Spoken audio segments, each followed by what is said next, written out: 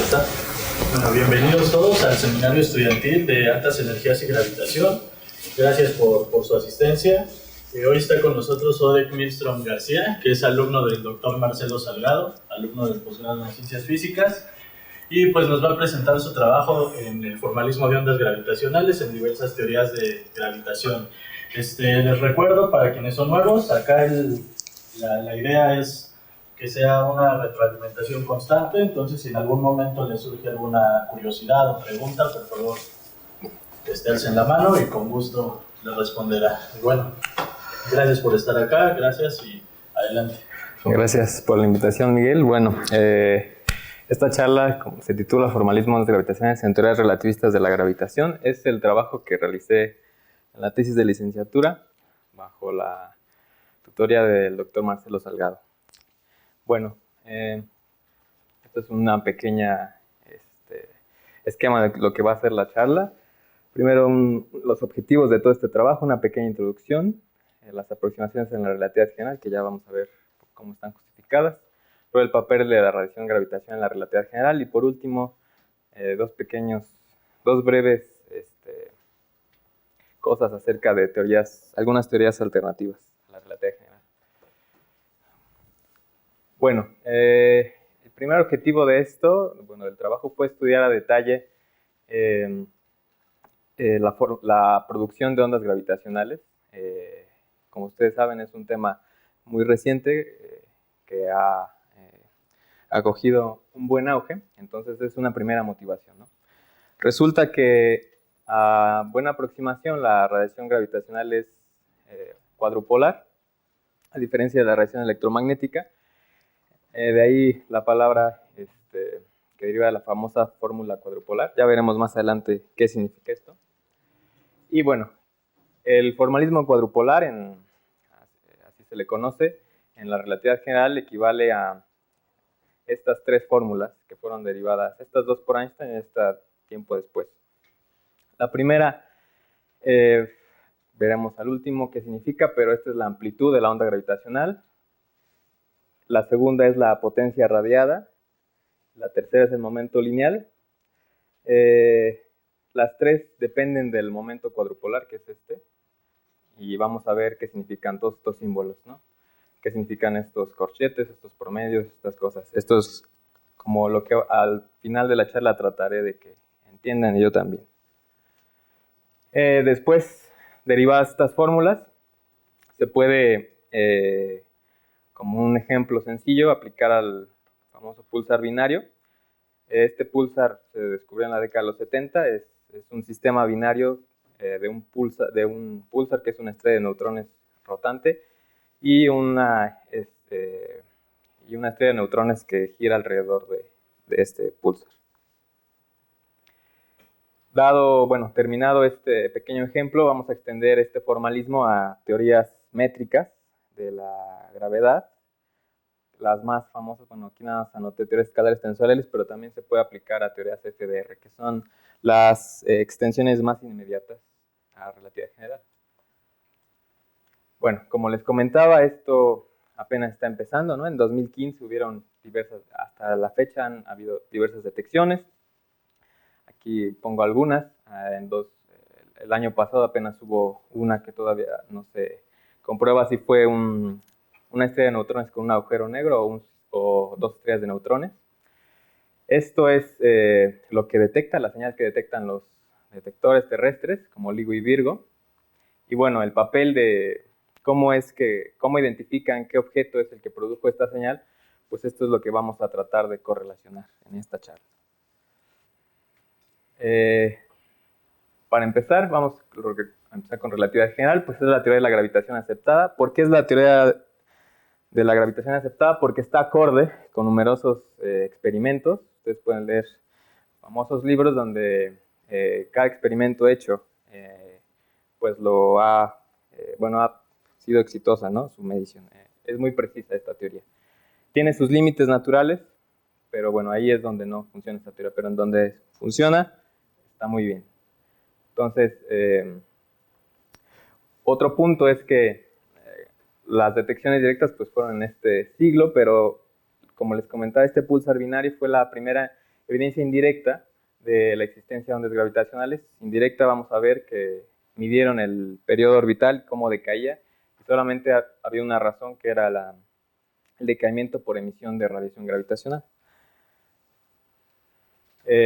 Bueno, esto ya lo había comentado. Entonces, la ciencia de ondas gravitacionales se basa en dos partes, ¿no? Primero, las observaciones, ¿no? Tratar de refinar lo más posible los detectores, y dada la señal, pues dependiendo de la teoría que uno tenga, se compara o se contrasta para poder identificar e interpretar estas señales que al principio les había dado, ¿no? Bueno, hasta el momento esta información ha servido para identificar de dónde provienen estos objetos, cuáles son sus masas, las distancias, cosas de este estilo. Sin embargo, se cree que, bueno, aún no se hace, pero se cree que estas mediciones pueden ser utilizadas para obtener propiedades cosmológicas, y bueno, las astrofísicas ya les había comentado. Y además, estas mediciones también pueden servir para acotar a la misma relatividad general. Esto es, ver si las predicciones de la relatividad general son las correctas o si hay pequeñas desviaciones. Estas posibles desviaciones, pues, darían luz verde para teorías modificadas en algún rango, ¿no? Las teorías modificadas, bueno, sus más importantes predicciones, aparte de la relatividad general, son que predicen 6 modos de polarización, es decir, 4 extra. Relatividad general tiene 2 modos de polarización, y además la radiación puede ser monopolar o dipolar en ciertas teorías modificadas. Esto es general de esta clase de teorías métricas. Aquí pongo un ejemplo de los 2 modos de polarización de relatividad general. Este es un círculo de partículas libres y, bueno, esta es la polarización X, la polarización más. Y este ejemplifica cuando pasa una onda cómo se mueven las distancias propias entre cada partícula. En el caso de teorías escalares tensoriales con un campo escalar, existe un modo radiativo extra que se llama breathing mode, y esto lo que hace es extender y disminuir el radio de la circunferencia.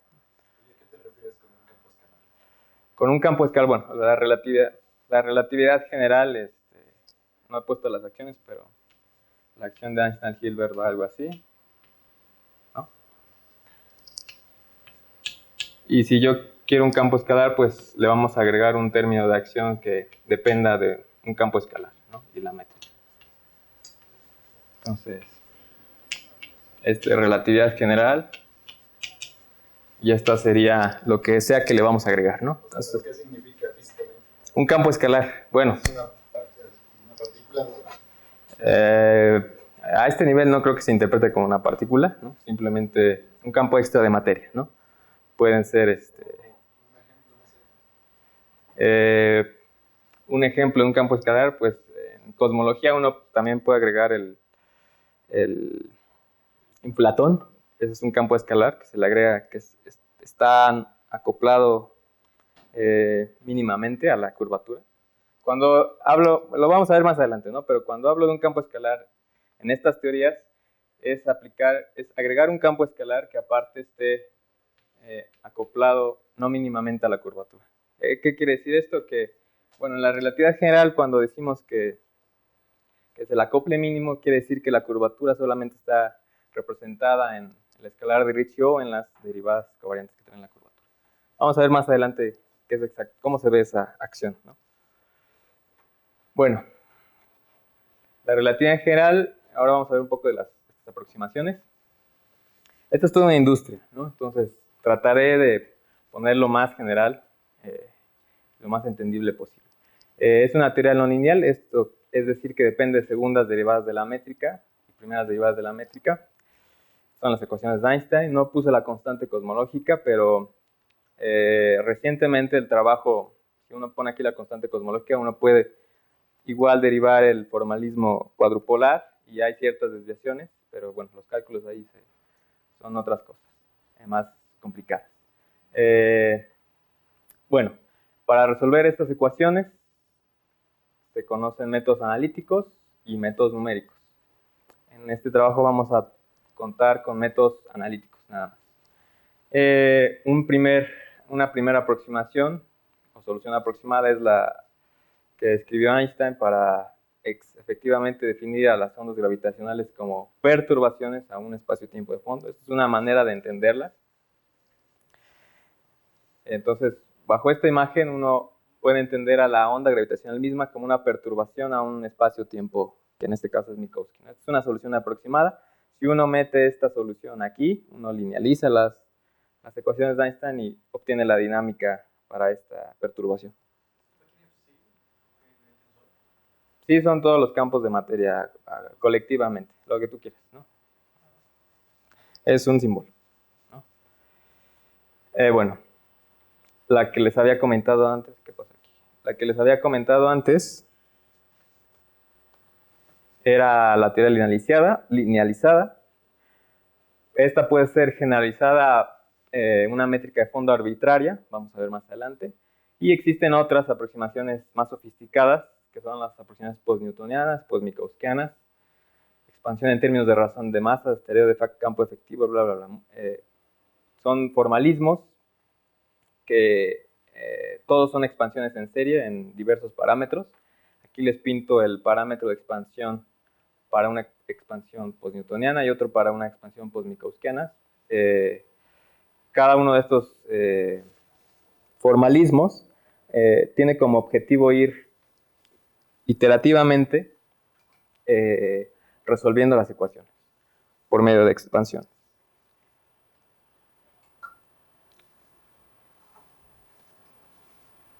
Ya se trabó esto. ¿Tienes un video o qué? ¿No?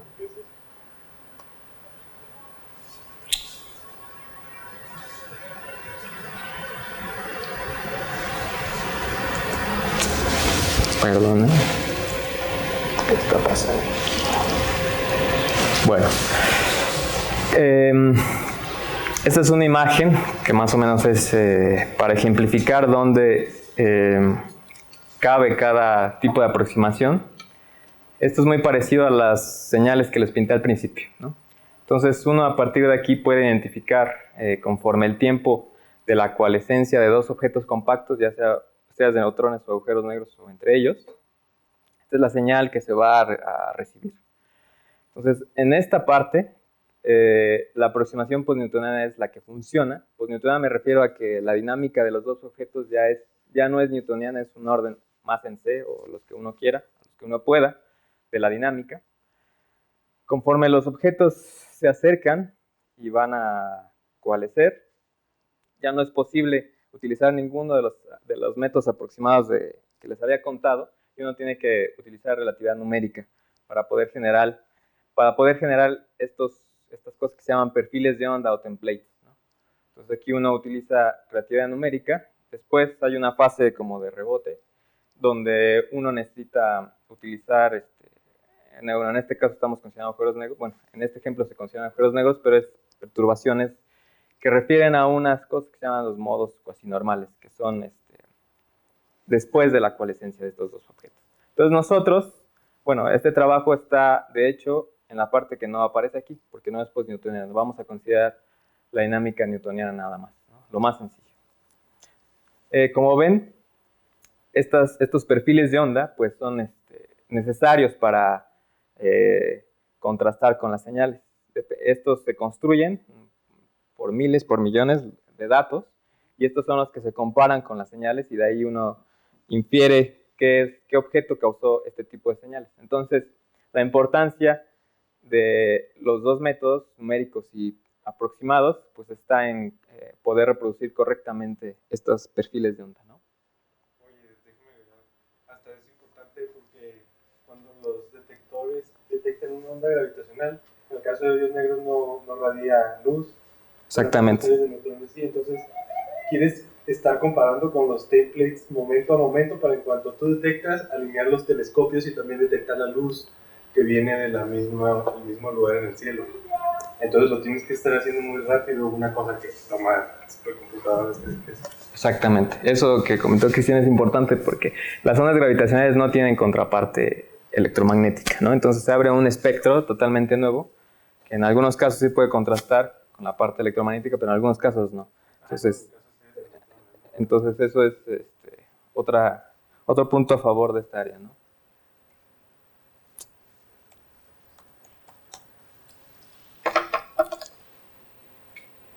Quítale eso.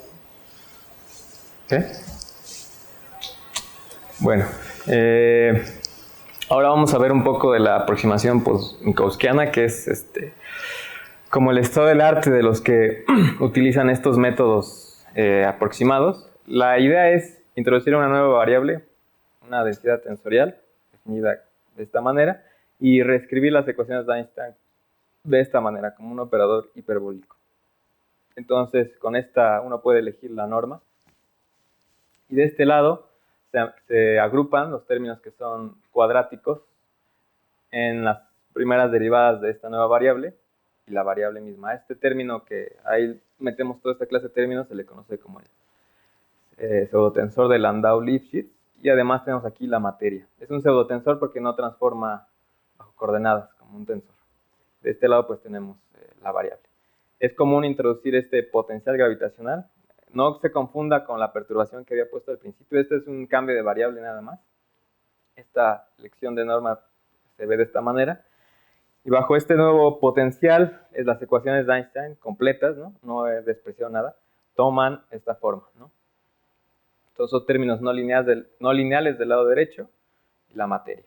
Todos estos se agrupan en un pseudotensor que trae estos dos. Oye, espera. Sí. No debiste haber escogido coordenadas ya para la ecuación 2, porque si no, estás como que sumando algo que para ti representa un tensor con algo que representa una densidad tensorial. Sí, aquí ciertamente se está eligiendo preferencialmente un sistema de Minkowski, ¿no? Por eso sirve esta aproximación también, ¿no? Sí, tienes razón.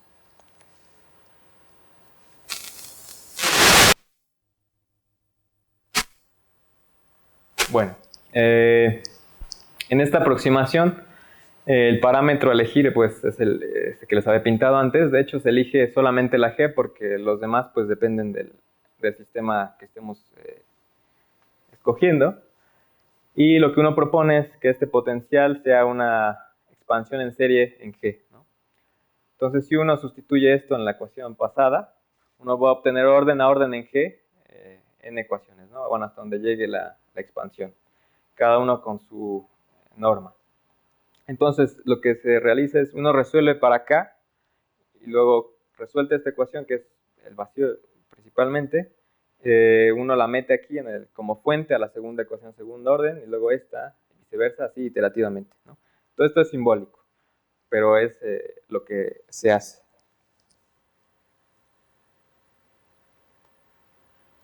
Otra aproximación es la postnewtoniana, como les había comentado, son expansiones de B entre C, es decir, paso a paso vamos tomando las cosas relativistas.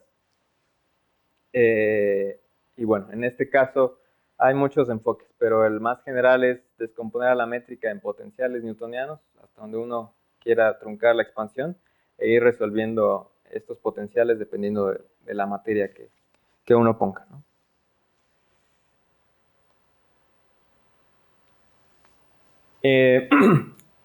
Ahora en lo que me voy a enfocar más es en la expansión perturbativa de un fondo genérico.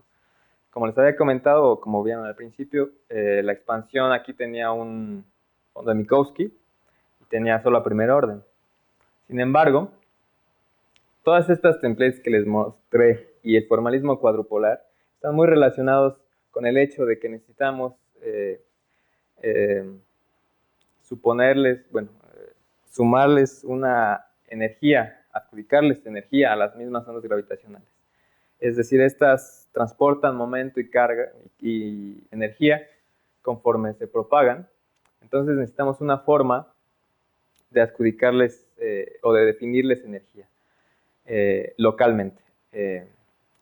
Más adelante lo vamos a ver. Pero para todo eso necesitamos perturbar hasta segundo orden la métrica. ¿Por qué?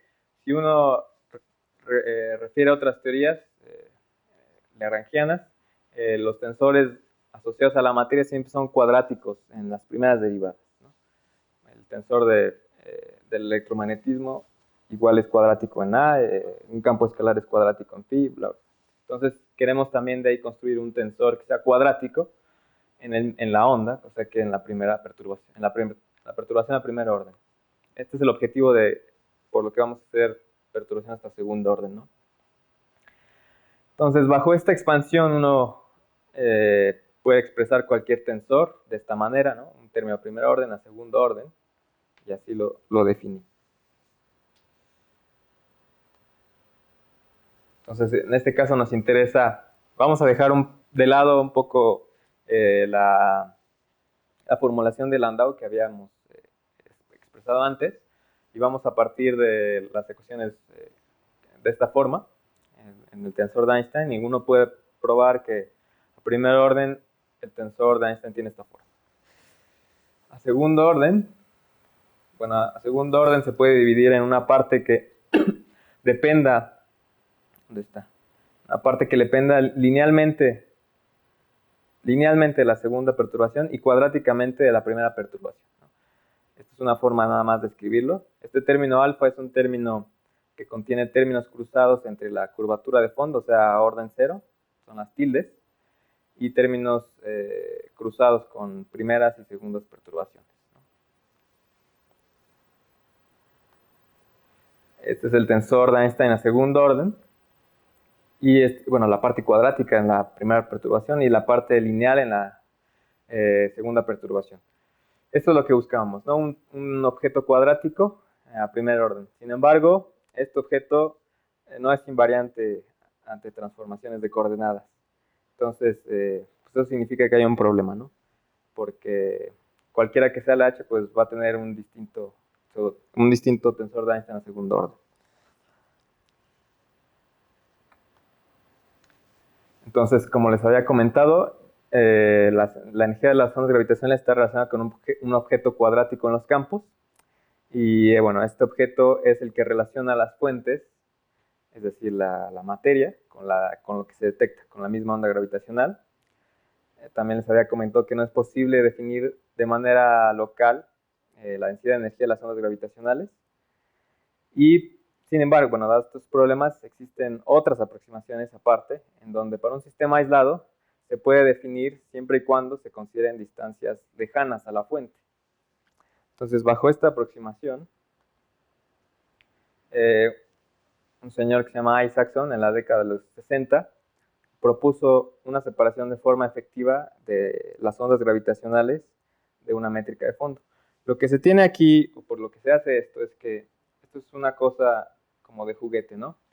Porque al perturbar a un fondo, lo que se está haciendo es tratar de distinguir entre lo que es el fondo geométrico, genérico, y la onda misma.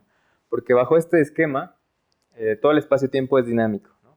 Entonces, en la práctica, pues no se puede separar qué es cada cosa, ¿no? Entonces, por eso esta es la razón de que no se pueda definir bien la energía. Por eso lo que propuso es separar por longitudes de onda al fondo, que esto sería igual, también se propaga, el fondo también se propaga, y a la onda gravitacional misma, ¿no? Que bajo esta aproximación, pues la onda gravitacional va a tener una mayor frecuencia que la del fondo. Entonces, cuando uno puede realizar esa separación, uno puede definir la energía. Matemáticamente esto se logra introduciendo un operador de promedio. Existen muchas formas de definir esto, ¿no? Pueden ser promedios sobre el espacio-tiempo, pueden ser promedios espaciales, pueden ser promedios temporales. Pero este señor probó que todos estos formalismos son equivalentes, ¿no? Entonces, bajo esta equivalencia, lo que nos interesa es qué propiedades exactamente cumplen estos promedios. Entonces, aquí se las anoto. La divergencia de un tensor genérico de este tipo se anula. Bajo estos promedios se pueden integrar por partes, es decir, puedo intercambiar las derivadas. Y el conmutador de dos derivadas se anula. ¿Cuál es la física de que esa divergencia se anule? ¿Cuál es la física de que esa divergencia se anule? ¿Qué significa físicamente que se anule la divergencia, ¿no? El promedio?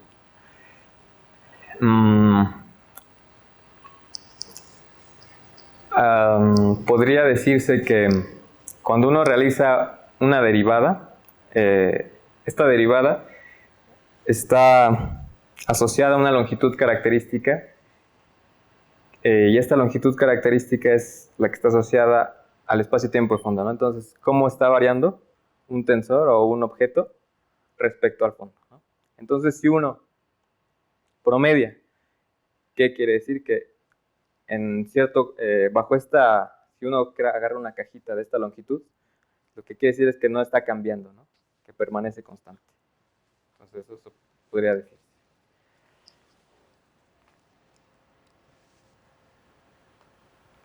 Aquí ya había otra cosa. Más adelante veremos que estos promedios se pueden escribir como promedios sobre el periodo orbital para un sistema binario.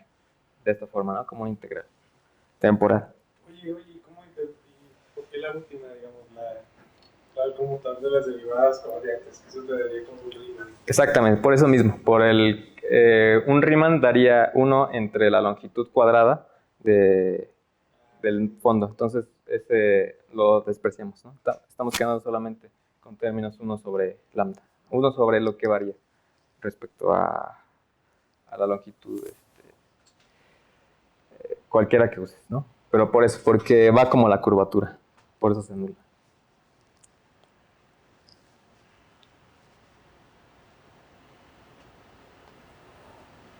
Bueno, esto es lo que les decía, ¿no? Que cómo cambia el fondo, cómo cambia la perturbación. Todo esto debe ser, todo esto es válido siempre y cuando este parámetro lambda, que se los había pintado en la perturbación, pues sea menor a 1.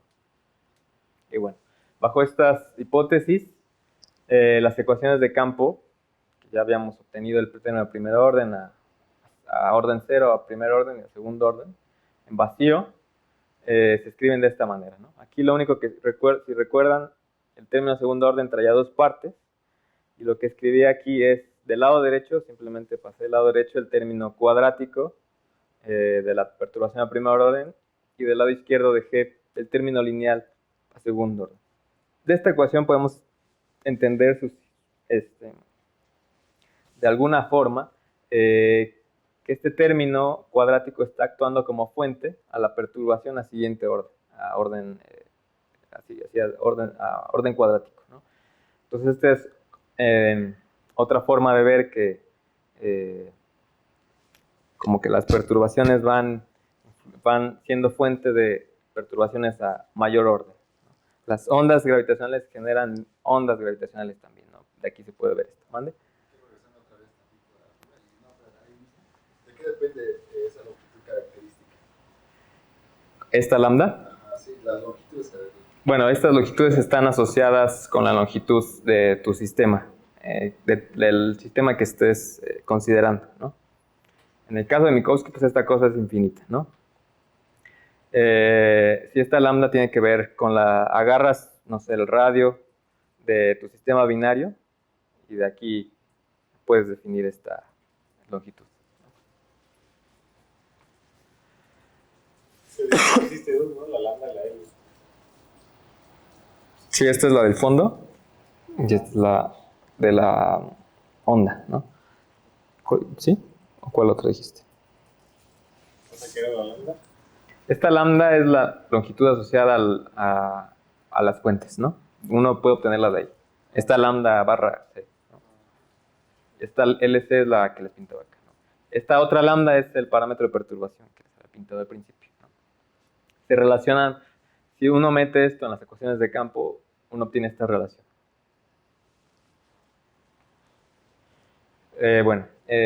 Lo que les decía de la separación se logra de esta manera, ¿no? Separando a la perturbación a segundo orden en una parte que varía como el fondo y otra parte que varía como la de primer orden, y se puede descomponer de esta manera, efectivamente.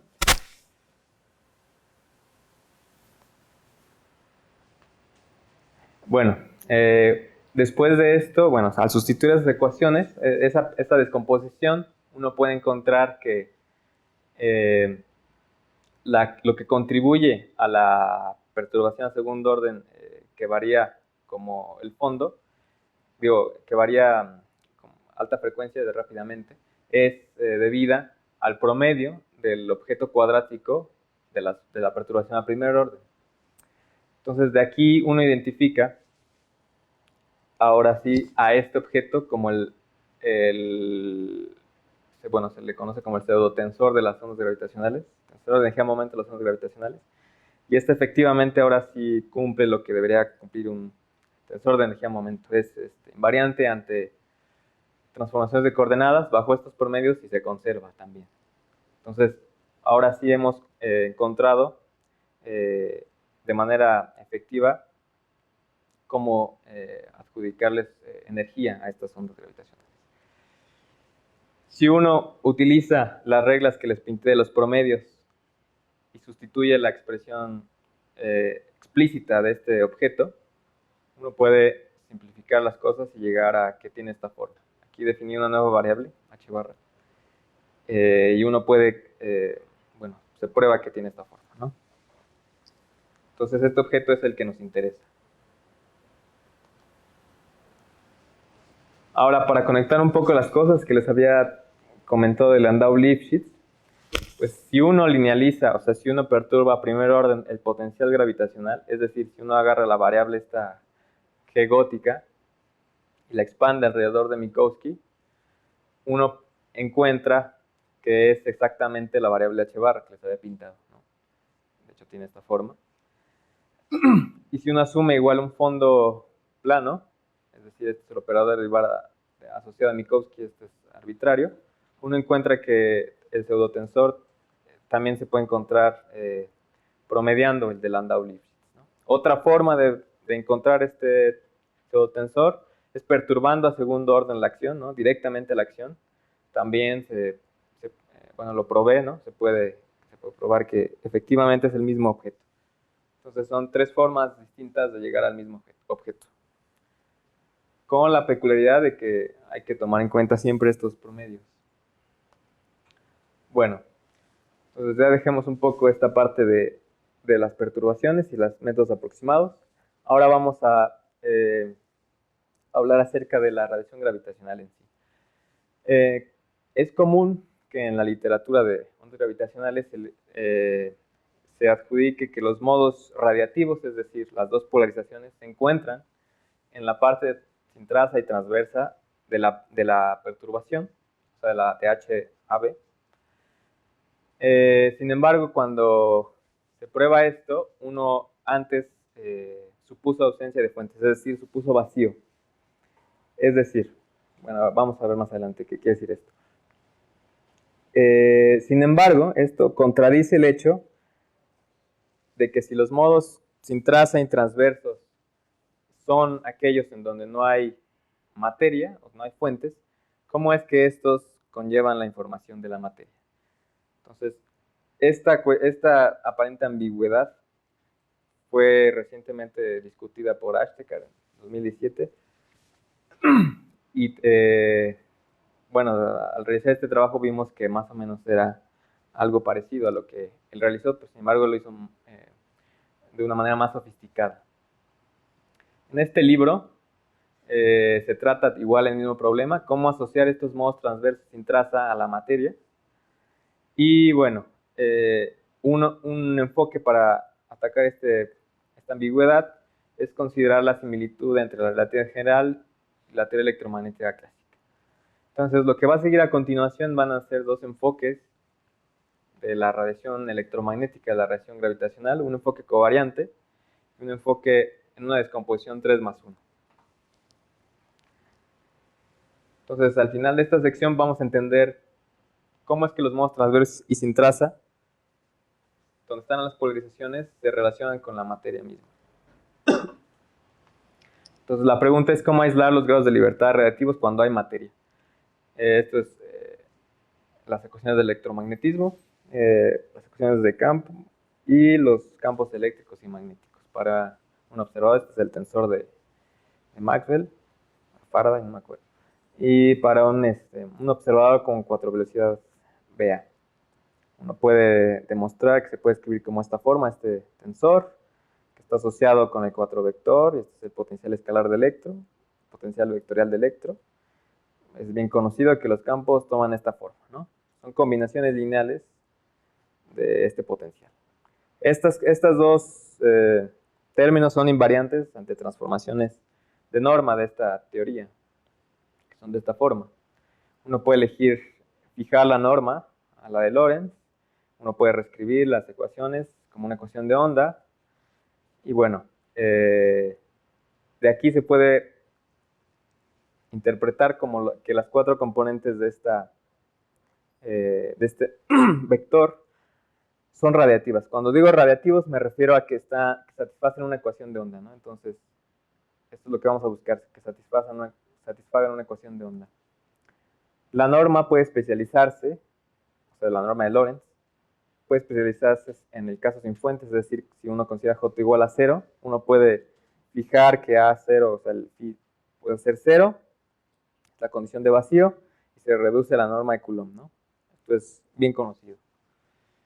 Entonces aquí nuevamente viene esto, ¿no? Caso sin fuentes, y dejé, aquí ya no hay, bueno, la componente es nula, y aquí quedan dos componentes libres, ¿no? Independientes.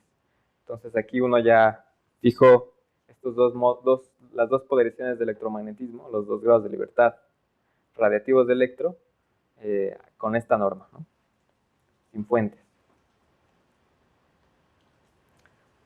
Otro enfoque es el que les comentaba de la descomposición 3+1. Simplemente es descomponer la parte vectorial y la parte escalar, en el caso de electro. Aquí ya estamos utilizando de antemano que estamos en un fondo de Minkowski, o sea, todo esto es plano. También se puede hacer en un fondo arbitrario, bueno, en espacios curvos. Pero bueno, uno descompone la parte escalar, la parte vectorial, en una parte transversa, una parte longitudinal. También uno puede descomponer la materia, una parte transversa y longitudinal, bajo estas constricciones. Si uno sustituye esto en las ecuaciones de campo, las completas, no la ecuación de onda, en estas, uno puede llegar a estas dos ecuaciones.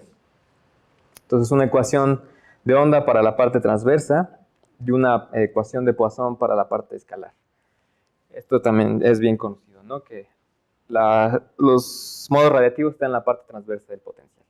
Esta variable psi se construyó como una combinación lineal de este phi y de la parte longitudinal.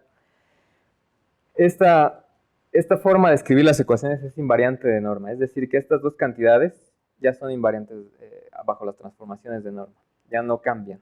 Entonces aquí uno no ha elegido la norma, simplemente descompuso todas sus ecuaciones en sus partes irreducibles e identificó la naturaleza de cada uno de los grados de libertad.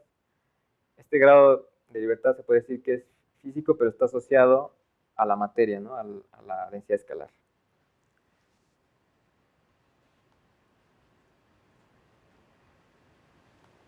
Uno puede regresar a la... Si uno fija la norma de Lorentz en esta formulación, uno puede checar que este psi se reduce a phi, y en la norma de Lorentz pues se regresarían a dos ecuaciones de onda para phi y para la AJ, ¿no? Entonces son cosas equivalentes. ¿Por qué pongo esto? Porque esto mismo lo vamos a hacer en relatividad general, ¿no? Entonces solamente esto es para que lo veamos más adelante. Regresando al enfoque covariante, pues la solución a la ecuación de onda que les había pintado para A se puede expandir en una expansión multipolar cartesiana, ¿no? En la zona lejana de onda, es decir, la zona de radiación, solamente quedándonos con términos 1 entre R. Bueno, esta es la forma más general, en términos de las fuentes, ¿no? Cada parte de este potencial contiene, bueno, si uno dibuja orden a orden, puede identificar la parte del momento dipolar, del momento cuadrupolar, que los defino de esta manera, ¿no? Entonces simplemente es para pintarles cómo se ve esta cosa. Oye, pero ahí no escogiste norma de Lorentz, ¿no? Aquí ya regresamos al enfoque covariante, ¿no? Aquí regresamos a la ecuación. Esta solución es de esta ecuación, donde... Sí, por eso. Ah, ok. Sí, esta es el enfoque covariante, ¿no? ¿Qué es esto? enfoque de Lorentz, pues, cuando ya fijé la norma de Lorentz, ¿no? Esta es la solución a la ecuación de onda. Deberían salir como los tiempos retardados o algo así. Sí, aquí está, ¿no? Están evaluados en los tiempos retardados. Ah, ok. Tau es tiempo retardado, sí. Sí, yo no lo dije también. Bueno, aquí estamos considerando materia, ¿no? Uno puede, sin dejar de considerar materia, realizar ciertas transformaciones de norma, cada una de las partes phi y la parte vectorial, y uno puede aislar la parte que contribuye solamente en la zona de radiación sin despreciar la materia, ¿no? Esto se prueba, bueno, el resultado es que el potencial phi resulta ser solamente la carga, que es el momento monopolar, y la parte vectorial resulta ser solamente la parte transversa. Este dk representa todo esto, ¿no? Ahora, cuando se identifican estos grados, de esta manera los potenciales, entonces uno ya identificó que está en la parte transversa lo que nos interesa. Esto es estático, entonces lo único que depende del tiempo es la parte transversa de A. Entonces ahora el problema es cómo extraer esta parte transversa. Para ello se utilizan unos proyectores que proyectan sobre el espacio transverso, y estos proyectores aíslan a la parte transversa de un tensor espacial tridimensional, ¿no? Si uno coloca estos proyectores en la fórmula anterior que se había puesto, está acá, uno puede probar, bueno, puede reescribir esa expresión como la primera derivada del momento dipolar y proyectado. O sea, esta es la parte transversa, este proyector quiere decir que es la parte transversa de toda esta expresión, a primer orden en C y a primer orden en R cuadrada, en R.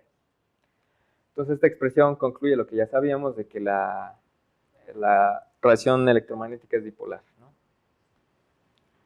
Ahora, si tienen eso claro, entonces lo siguiente también será claro, porque ahora vamos a utilizar lo mismo, pero para la teoría lineal, para relatividad general linealizada. Entonces, cuando digo teoría lineal, es considerar la perturbación que habíamos propuesto al principio, pero con un fondo de Minkowski, o sea, la misma que consideró Einstein. Y bueno, las ecuaciones bajo estas hipótesis toman esta forma, ¿no? Es una ecuación para la variable h barra. Aquí está la fuente. Igual, en analogía con el caso electromagnético, aquí se propone una transformación infinitesimal de coordenadas. Se puede fijar el análogo a la norma de Lorentz, que es esto, y estas ecuaciones toman esta forma, ¿no? Una ecuación de onda para estas 6 componentes independientes de este tensor. Nuevamente, si uno observa esta ecuación, diría que los 6 modos que están aquí metidos son radiativos. Bueno, restando los de la norma. Este es el enfoque tradicional, ¿no? Todos los libros de relatividad general, pues, cuando ven ondas, llegan a esta ecuación. Sin embargo, como les había comentado, el propósito era introducir la descomposición 3 más 1. Entonces, nuevamente, se realiza una descomposición para la parte de la materia y la parte de la perturbación, la parte escalar, la parte vectorial y la parte espacio-temporal y la parte espacial, ¿no? Esta es una descomposición de sus partes irreducibles, ¿no? Entonces, esta es la parte sin traza, sin transversa, esta es la parte transversa, esta es la parte transversa, esta es la parte longitudinal y sin traza, y esta es la traza. Cada una de estas variables satisface estas constricciones. Aquí lo que les debe interesar solamente es la parte transversa y sin traza, ¿no? Estos aquí se aíslan de manera automática estas dos componentes, ¿no? En esta parte solamente tiene 2 componentes independientes igual acá, ¿no? Entonces, lo que sigue es ver qué ecuaciones van a satisfacer estas 2 componentes, ¿no? Entonces, nuevamente, uno al realizar una transformación de coordenadas de igual manera que se identificó este psi en la teoría electromagnética, uno puede definir estos campos, estos potenciales, que son combinaciones lineales de las descomposiciones que les había pintado antes. Estos potenciales son invariantes de Norman. Invariantes sí, de transformaciones de coordenadas. ¿Qué ecuaciones satisfacen estos potenciales? Pues estas, ¿no? Entonces tenemos 3 ecuaciones de Poisson para estos potenciales y una ecuación de onda para los modos radiativos, ¿no? Entonces llegamos de la misma manera que la parte electromagnética, a que la parte que nos interesa está en la parte transversa sin traza. Los demás son ecuaciones de Poisson que dependen de la materia, ¿no? Entonces, este enfoque es una separación clara propone una separación clara entre los modos radiativos y no radiativos. También aquí hay que comentar que lo que se hizo aquí, de hecho, es algo que ya se tenía medio estudiado en cosmología. Cuando uno realiza perturbaciones cosmológicas, si uno no considera Minkowski, sino Friedman, Robertson Walker, uno obtiene también los potenciales, que se llaman los potenciales de Bardeen, y también son combinaciones invariantes a primer orden, ¿no? Hay una pregunta, Jorge. Sí. ¿Eso es ADM? ADM en Minkowski, ¿no? Okay. Sí.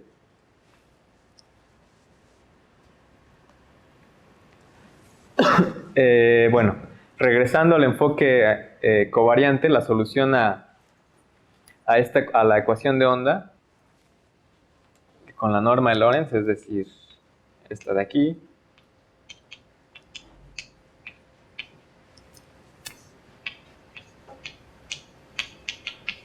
¿no? También puede ser expresada como una expansión multipolar, orden a orden. Bueno, cada parte tiene esta forma, se definen igual los momentos multipolares. Gracias a la conservación, bueno, no lo comenté hace rato, pero no aparece radiación monopolar en el electromagnetismo gracias a la conservación de la carga. En este caso, la conservación del tensor de energía-momento a orden lineal permite reexpresar los primeros términos como segundas derivadas del momento cuadrupolar. Este es el momento cuadrupolar, ¿no? Estos son términos de mayor orden. Nuevamente, esta norma, la norma de Lorentz, o sea que estamos en estas ecuaciones, puede ser especializada en la zona lejana de onda y aislar identificar a la parte que nos interesa solamente en la parte transversa sin traza y la parte espacial, ¿no? La parte espaciotemporal es nula y la parte escalar pues es estática, ¿no? Y en cierto límite es la masa del sistema. Para aislar esta parte se necesitan introducir unos proyectores que son formados a partir del proyector que ya les había comentado, y este proyector aísla la parte transversa sin traza de un tensor espacial de esta forma, ¿no? También este proyector puede ser utilizado para aislar solamente la parte sin traza de cualquier tensor. Esto nos va a ser útil un poco más adelante, ¿no? Entonces, si uno sustituye esta AJK que les había pintado antes, que es todo esto, ¿no? Aquí el primer orden son segundas derivadas temporales evaluadas en el tiempo retardado del momento cuadrupolar. Uno puede obtener la forma de la amplitud de la onda, ¿no? Entonces los modos transversos sin traza son de hecho la proyección de las segundas derivadas temporales del momento cuadrupolar. Esta es la primera fórmula cuadrupolar que derivó Einstein. Bueno, aquí se derivó también. Ahora, ya derivamos lo que es la forma de onda, ya teníamos nuestro pseudotensor de energía-momento.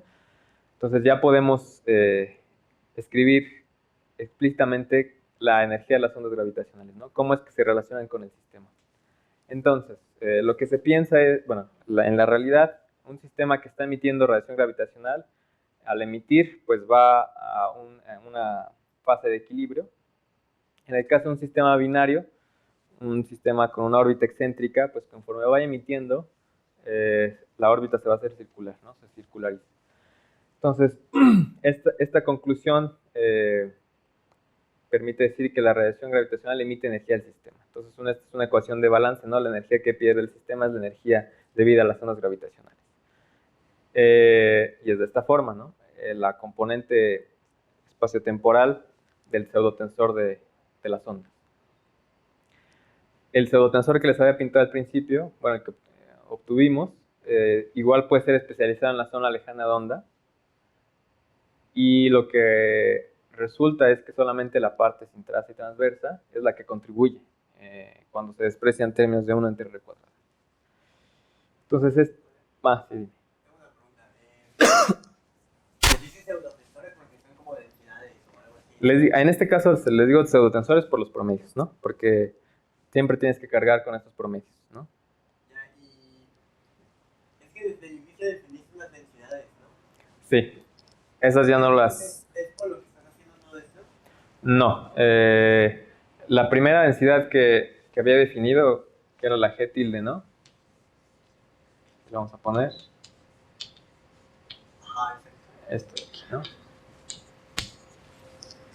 Si uno introducía esta densidad en las ecuaciones de campo, se reescribían las ecuaciones, bla, bla. De aquí uno construía el pseudotensor de Landau-Lipschitz, ¿no? Que era cuadrático en esta G. ¿Y ese es pseudotensor porque...? Este pseudotensor porque es una densidad tensorial, ¿no? Porque no transforma como tensor. En este caso, este otro, como vimos que era equivalente a promediar este, ¿no?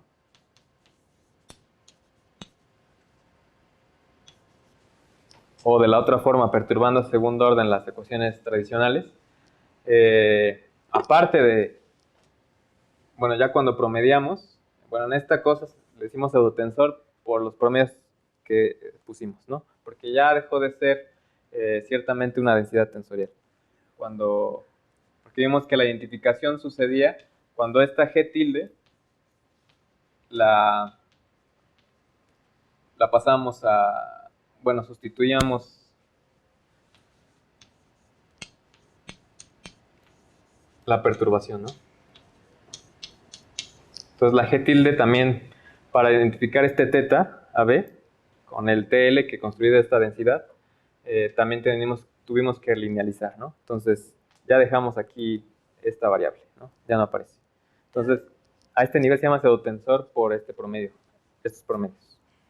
Entonces, mi pregunta es, ¿por qué en el inicio necesitas unas densidades que no transforman como tensores y no sé qué? ¿Y por qué no usas solo el tensor métrico de ña esta definición? Porque esta definición solamente se utilizó para escribir las ecuaciones en forma de un operador hiperbólico, ¿no? Así. Y aquí había un tau AB.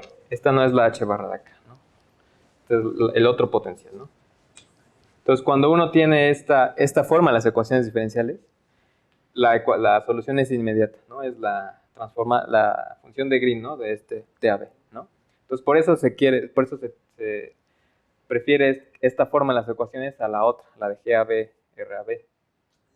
Entonces, este HAB viene a ser la TAB, la función de Green, ¿no? Los conocemos. Entonces ya uno lo único que tiene que hacer es ver qué es esto, ¿no? Este tau AB. Entonces por eso se introducía primero esa G tilde, G gótica, y luego esta H que se había pintado al principio, ¿no?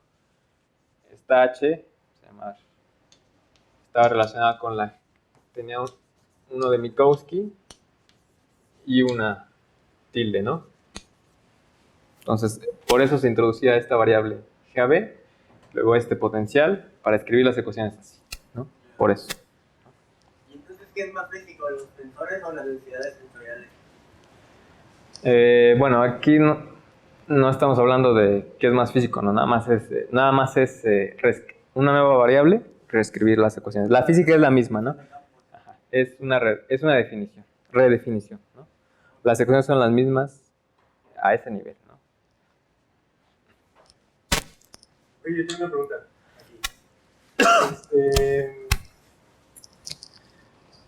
O sea, las cosas cuando te preguntas si transforman como tensores o no, siempre es considerando la métrica a un orden anterior, ¿no? O sea, si estás en el caso linealizado, todas las cosas se transforman para la métrica de Minkowski. Si vas a orden 2, transforman con Minkowski más orden 1. etcétera, ¿no? Entonces,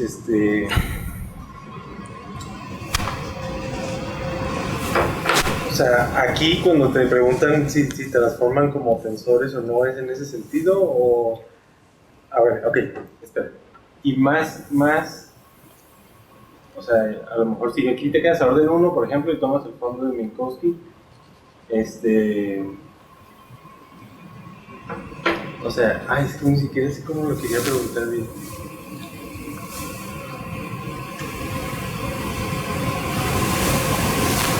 Bueno, o sea, si transforma como tensores o no. Y quiero decir en qué, como que en qué fondo. Ciertamente, este objeto que ya construimos con los promedios, quizá el nombre es ambiguo, ¿no? Está medio mal llamarle pseudotensor a esto. Porque de hecho introducimos esos promedios, estas cosas, hicimos toda esta simplificación para que efectivamente transforme como un tensor, ¿no? Después de introducir esta densidad tensorial. Entonces, en este caso, de esta forma estamos ya considerando Minkowski, ¿no? Entonces, una transformación de coordenadas en Minkowski. Ok, entonces estás como que afuera de las fuentes. Sí, estoy afuera de las fuentes. Algo así. Habíamos visto que esta aproximación era buena cuando estábamos muy lejos, ¿no? Entonces, muy lejos, el fondo, la geometría del fondo ya no nos importa. Muy lejos. Y se puede aproximar a Minkowski, ¿no? Oye, espérate, ahí dices que la pérdida de energía es por el flujo, ¿no? De esas cosas, ¿no? Tienes un flujo, ¿no? Que lo evalúas dices un infinito, eso quiere decir que lo estás tomando como una superficie infinita. Ajá, es en la región asindótica, ¿no? De Minkowski. Infinito, Es todo lo que llega. La radiación es lo que mides allá, ¿no? Entonces, conforme tú agarras una esfera, crece el radio, la radiación que mides es el campo que vas a integrar en toda esa esfera, ¿no? En el mismo sentido que el electromagnetismo, ¿no? ¿Sí? ¿Cuánto me falta?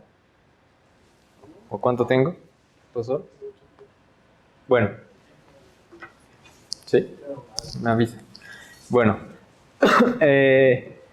Lo que les comentaba esta es la ecuación de balance, es la potencia radiada. Esto se conoce como la luminosidad gravitacional o potencia radiada. Entonces lo que se hace es sustituir la componente 0K de este objeto aquí, y uno realiza la integración. Resulta que hay que integrar los proyectores, que dependen de la parte angular, y solamente nos quedamos con la parte sin traza de la parte de terceras derivadas del momento cuadrupolar, ¿no? Estas integrales son medio complicadas porque hay que utilizar ahí una serie de identidades para poder resolverlas. Lo que suma este factor es este numerito de 1/5, ¿no?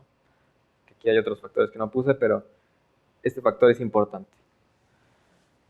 Entonces, como conclusión de esto, la potencia radiada va como el producto de las terceras derivadas del momento, de la parte sin traza del momento cuadrupolar, evaluado en el tiempo retardado. Para el momento lineal, también se puede realizar la misma manera, la misma ecuación de balance. Ahora es la componente espacial.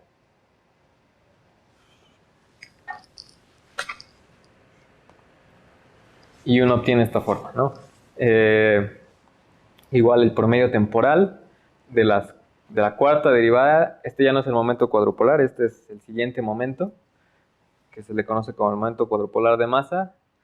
Terceras derivadas del momento cuadrupolar, y estas es terceras derivadas de la corriente cuadrupolar y del momento cuadrupolar, ¿no? Ciertamente esta expansión, esta variable va como 1 entre c a la 7 y la otra va como 1 entre c a la 5, entonces esta contribuye menos que la potencia radial. Es un orden mayor en c cuadrada. Bueno, ahora que ya discutimos estas tres fórmulas que les había mostrado al principio, pues cómo se utiliza, ¿no? Cómo se hace en la práctica esto. Entonces el ejemplo más sencillo es considerar un sistema binario newtoniano. Newtoniano porque La dinámica de estas dos partículas puntuales va a ser gobernada por las ecuaciones de Newton, ¿no? Las clásicas. Aquí les dibujo un pequeño esquema de cómo se consideran los dos cuerpos. Y cuando uno introduce un sistema de coordenadas, esto es importante decirlo, porque uno tiene que relacionar distintos sistemas de coordenadas. En primer lugar, uno tendría el sistema de coordenadas de centro de masa del sistema en sí. Luego habría que relacionarlo, esta base, con un sistema adaptado a nuestro planeta Tierra. Y este, a su vez, tendría que ser adaptado a al sistema de referencia del detector. Entonces, uno tiene que relacionar las tres bases de estos sistemas coordenados, introducirlas en las ecuaciones de movimiento. Y bueno, bajo estas hipótesis, las polarizaciones se pueden aislar de esta manera. Las bases de estos sistemas que les había dicho. Y esto es la expresión de los proyectores, ¿no? Cuando los proyectores, uno los utiliza una base, toman cierta forma, y esta es la forma, ¿no? Entonces, el proyector actúa sobre H de esta manera, sobre la perturbación barrada, y obtenemos la polarización H+, y de la otra forma la H cruz, ¿no? Entonces, estas son las dos polarizaciones, es decir, los dos grados independientes, los dos grados de libertad independientes que estaban contenidos en la parte transversa sin traza. Entonces, esto ya, aterrizando un poco más las cosas, se ve así, cuando uno utiliza una base. Ahora bien, aquí pongo que los detectores en la vida real, de hecho, no detectan esto, sino una combinación lineal de estas dos polarizaciones. Estos F son factores de forma que, bueno, traen las cosas de lo que depende del detector, ¿no? Para cada detector estos factores los tienen que calibrar. Son definiciones de las masas.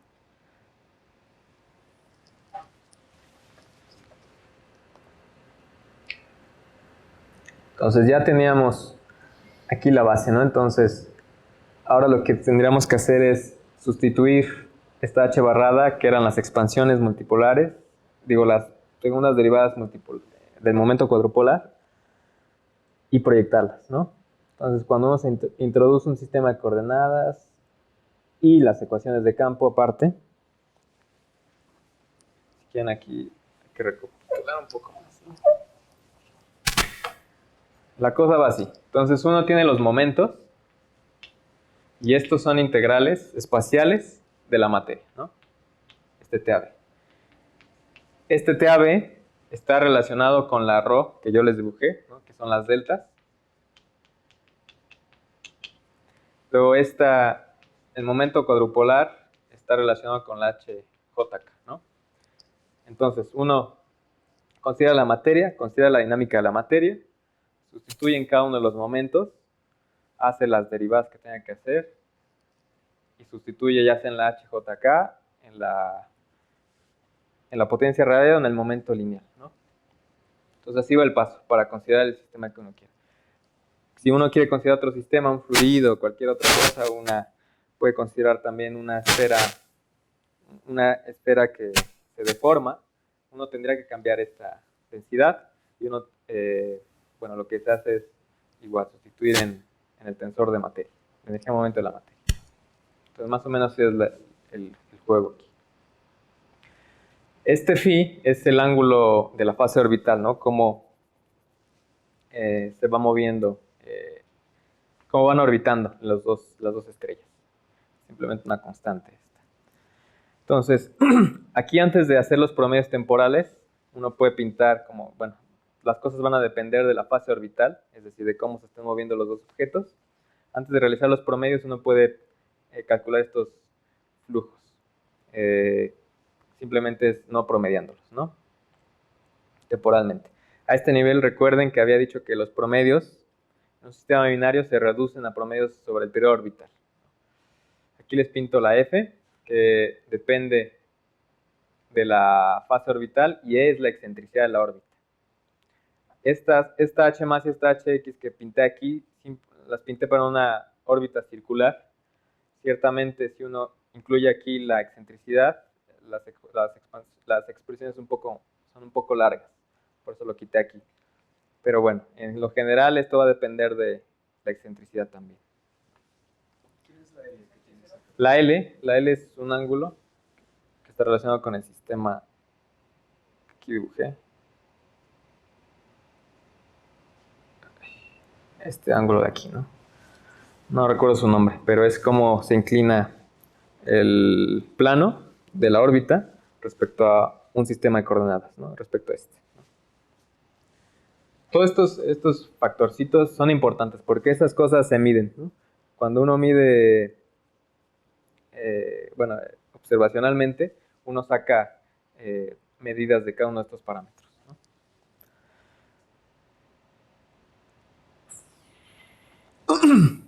Bueno. Oye, ¿qué era H0 es una constante, no nada más. Esto no es adimensional. No.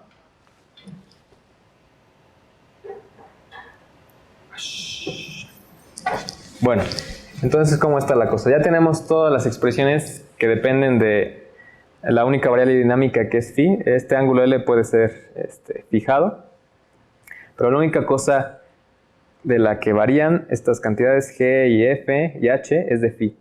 ¿Phi de dónde viene? La dinámica de phi es la dinámica newtoniana, ¿no? Entonces, las ecuaciones de Newton dan una ecuación diferencial en el tiempo para phi. Bueno, aquí algo así. Entonces, estas ecuaciones, lo que se hace es resolverlas numéricamente, ¿no? Entonces es integrar a phi, integrado phi punto a punto, se sustituye en cada una de la polarización o la potencia o el momento lineal. Oye, pero este punto es un problema de dos cuerpos de mecánica clásica normal, ¿no? O sea, te va a dar un problema de cuerpos enteros, no estás considerando un back reaction, o sea, se van a quedar ahí orbitando y ya. Exactamente, sí. O sea, ese phi ya es el curso de mecánica, ¿no? Sí.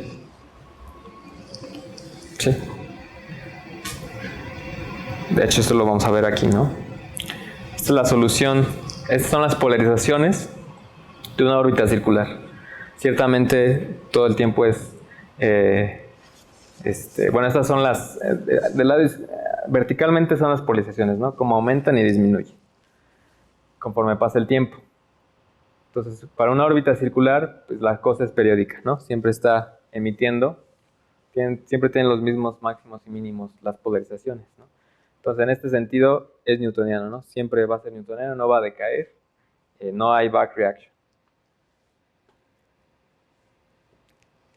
Aquí les pinto otra excentricidad, E igual a 0.2, E igual a 0.4 y E igual a 0.71. Es decir, una órbita circular y órbitas más excéntricas, ¿no? Entonces, ¿qué nos quieren decir estas gráficas? Estos picos aparecen cuando los cuerpos, las dos partículas están más cerca, en el pericentro. Es decir, en la... ¿se llama así? No me acuerdo. Periastro. Cuando los dos cuerpos están más cerca, las polarizaciones tienen máximos. Quiere decir que se emite mayor radiación, ¿no? Les puse 0.61 porque esta es la excentricidad medida del pulsar binario que les había contado al principio, ¿no? Entonces estas son las polarizaciones a nivel newtoniano, ¿no? Esta es la dinámica newtoniana. Y bueno, simplemente es cómo varían las cosas. A pesar de esto que estoy diciendo que es newtoniano, ¿no? Vamos a ver adelante que es suficiente para las mediciones del pulsar. El flujo de energía, ¿no? Para la órbita circular, para la órbita de E.2, E.4, E.61. Entonces, en una órbita circular el flujo de energía es constante, ¿no? Siempre están emitiendo de la misma manera. En las distintas excentricidades, pues emiten más energía. El flujo de energía tiene un pico cuando están más cerca. Es lo que quieren decir estas gráficas. Lo cual tiene todo el sentido del mundo, ¿no? Para el flujo de momento, tenemos estas 4 gráficas. Aquí consideren, recuerdan que el flujo de momento pues eran 3 componentes, ¿no? pero aquí solamente estoy pintando la componente X. Bueno, esto es como varía. Bueno, es una órbita circular, orbita periódicamente, la de E igual a 0.2, E igual a 0.4 y E igual a 0.61. Lo que quieren decir estas gráficas, o lo que nos quieren decir es que conforme emiten momento, se vuelve a estabilizar, ¿no? Lo que emiten es lo mismo que reciben. O sea, el momento no se pierde. Bueno, ahora bien, ya tenemos esas gráficas antes de realizar los promedios. Si uno realiza los promedios temporales a esta potencia radiada, uno obtiene esta fórmula en función de la excentricidad. Ahora bien, si ustedes recuerdan, del lado izquierdo de la ecuación de balance estaba cómo variaba la energía del sistema, ¿no? Y del lado derecho estaba la parte gravitacional. Entonces esto azul es la parte izquierda que obtenemos de las ecuaciones clásicas de Newton, ¿no? Uno puede probar que la variación de la energía es proporcional a la variación del semieje mayor de la órbita, y esta a su vez es proporcional, por la tercera ley de Kepler, al periodo de la órbita.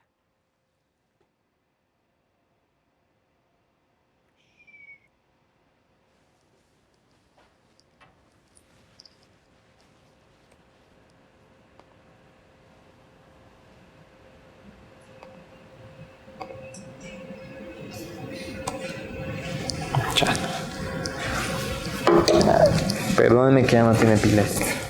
¿Qué? Ya no tiene pila.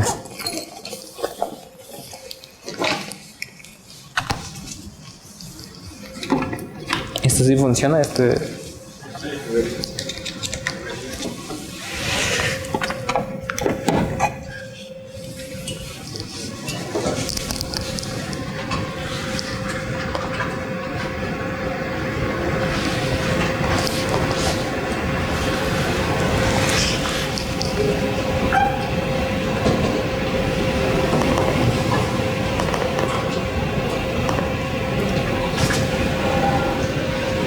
Vamos a hacer lo que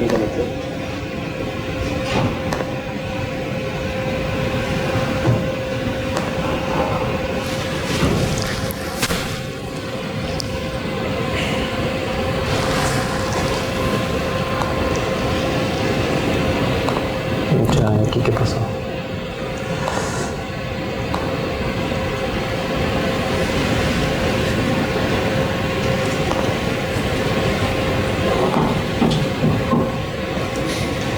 Así se ve, ¿no? Bueno, entonces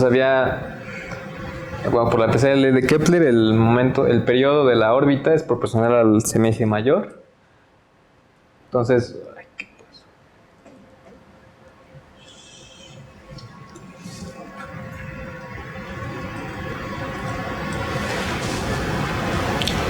de esta relación tenemos una derivada de la energía que se relaciona con la derivada del semieje, que se relaciona con el periodo, ¿no?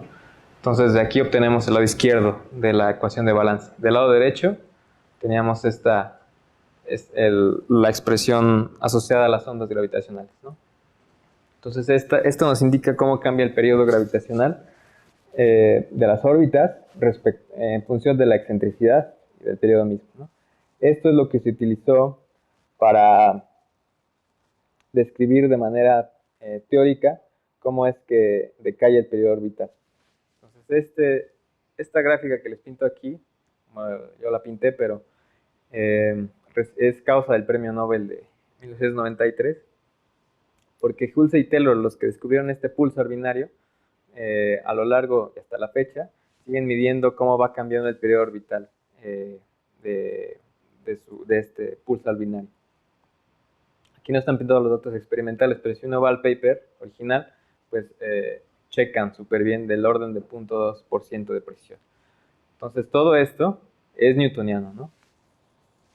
Y todas estas fórmulas que obtuvimos son newtonianas y son a orden cuadrupolar. A primer orden en C, a primer orden en Newton, a perturbación lineal. Y todo esto checa súper bien con este pulsar. ¿Cómo pasamos de cambiar el periodo a algo a aquí, ¿no? Entonces, tenemos la ecuación de balance, ¿no? ¿Te acuerdas de la ecuación de balance? Que la ecuación de balance era cómo cambiaba la energía del sistema gravitacional. Y esto era el contrarresto de la potencia radiada, ¿no? Por las ondas. Entonces, este lado es el que era la integral en infinito del pseudotensor, ¿no? De las ondas. Entonces, el lado derecho es lo gravitacional, ¿no? Que es todo esto. Entonces, aquí tenías este teta acá, eran los promedios, ¿no? Del momento cuadrupolar. ¿Sí? No, ya entendí, o sea, es que la formulita esta que tiene cosas azules y negras. Esta viene de Newton, ¿no? Esa viene de Newton. De Newton. Ajá, pero exactamente. tú estás usando esta fórmula de ondas gravitacionales. Del lado derecho, ¿no? O sea, como que estás mezclando las dos cosas, ¿no? Sí, exactamente, sí. Se están mezclando las dos cosas. Del lado derecho, este es el cambio de energía gravitacional a la Newton, ¿no? Esto. A lo izquierdo, esto. El lado derecho es con las ondas gravitacionales, ¿no? Entonces, del lado izquierdo estoy poniendo... Sí, que debería ser 0 en el caso normal. Y ahorita es que lo estás ajustando tú a la formulita que obtuviste de la energía de las ondas gravitacionales. Exactamente, No, exactamente. pero no está como... Sí. Entonces, de aquí uno obtiene... Como el cambio de la energía está relacionado con el cambio en semieje mayor de la órbita por las ecuaciones de Newton. Y esta a su vez está relacionado con el cambio en el periodo. De ahí uno infiere, ¿no? La cosa. De ahí uno infiere el cambio en el periodo. ¿Y cómo argumentas que puedes combinar esas ecuaciones como newtonianas y relativistas? Pues todo esto con la hipótesis de que estamos considerando la materia newtoniana, ¿no? No, es que también tienes un sistema de coordenadas fijo en el centro de masa del sistema. Ajá. Supones que tienes como que Minkowski ahí y en una aproximación de velocidades chiquitas en el se vale También. O sea, pero entonces en esta ecuación debería de salir de un límite, ¿no? O algo así. ¿Cuál ecuación? ¿Esta? En donde estás combinando ya cosas. No, eso no me queda muy claro. Todo esto ciertamente corresponde al orden cuadrupolar, que es orden newtoniano, ¿no? En una expansión de post-newtoniana, ese es de hecho el orden newtoniano. Entonces, por eso checa todo esto, porque de un lado izquierdo estamos poniendo cosas newtonianas, y del lado derecho tenemos el formalismo cuadrupolar, que es orden newtoniano en las expansiones multipolares que les hice. Ciertamente, si uno quiere considerar ya cosas relativistas, entonces uno ya no utiliza las ecuaciones de Newton, ¿no? Uno utiliza las ecuaciones de Newton más correcciones relativistas del lado izquierdo. Y del lado derecho, uno ya no se conforma con el primer orden cuadrupolar, sino ahora tiene que construir los siguientes órdenes multipolares, que son mayores en C, y checarlos, ¿no? Entonces todo esto checa, porque efectivamente esa es la cosa maravillosa de que el primer orden cuadrupolar es newtoniano, y del lado izquierdo es newtoniano. Por eso checa, ¿no? Estamos en el límite newtoniano. O sea, estás haciendo como una expansión de cada lado y te quedas... Con el primer orden, sí, exactamente. Del lado izquierdo no hay ninguna expansión, ¿no? Del lado derecho es el ansatz de que vamos a considerar newtoniana la cosa, ¿no? Si no lo hiciéramos, algo estaría mal, ¿no? Si pusiéramos aquí más términos, pues no nos alcanzarían las variables para checar, ¿no? No, pero de hecho esto, o sea, yo como lo entiendo, creo que no es como tú, porque... ¿Cómo lo entiendes? O sea, la forma de mezclar esto sería justo a orden 1 post-newtoniano, no newtoniano, porque si a ti te salió que en el problema newtoniano solito la cosa se quedaba orbitando así, entonces no pierde energía, y si calculas la radiación gravitacional que eso genera, entonces no tienes conservación de la energía, porque tienes la energía radiada y esta energía de aquí que se conservó de inicio, ¿no? Entonces, ahora tú estás queriendo ajustar esta fórmula que funciona en este caso a la energía que perdió, que calculaste en el caso ideal. Entonces, esto se debería acoplar junto, según yo, a orden 1 post-newtoniano, y el resultado es que a orden 1 post-newtoniano, de todas maneras, la radiación, la primera que importa es la cuadrupolar. Pues quizás se puede entender Porque así. esta fórmula de E, o sea, tal cual lo que tú tienes es que la E satisface una ecuación en el caso newtoniano y la ¿Esta? derivaste, ¿no? Ajá, sí. O sea, esta fórmula que pintas aquí No es la que vemos en el curso, si quieres, sino antes de derivada. ¿En cuál En el curso? de mecánica. Ok, sí. Ujú. ¿A qué te refieres con orden 1 postnewtoniano? Que sí hay back reaction a orden 1 también en el espacio-tiempo. A este orden no hay, ¿no? No hay back reaction. No como lo consideraste tú aquí, ¿no? Pero si quieres hacerlo formal, de que lo que preguntaba él de cómo los mezclas y no sé qué, ¿no? Porque pareciera que estás calculando la radiación gravitacional de algo que conserva la energía porque es completamente newtoniano. Y Exactamente. luego, ahí así la calculaste, y luego la metiste en esto y dijiste, no, pero siempre no conserva la energía, ¿no? Sí. Eso es lo que suena truculento. Sí, si no tuviera el lado derecho de las ecuaciones, uno no puede obtener radiación gravitacional a la Newton, ¿no? Entonces es necesario el lado derecho. O sea, es decir, si solamente nos quedamos con esto, el lado izquierdo, pues orbita, ¿no? Y no se emite nada. Pero el lado derecho es el que nos hace ver que sí hay algo, ¿no? Que se emite y que tiene esta forma, ¿no? Buena pregunta.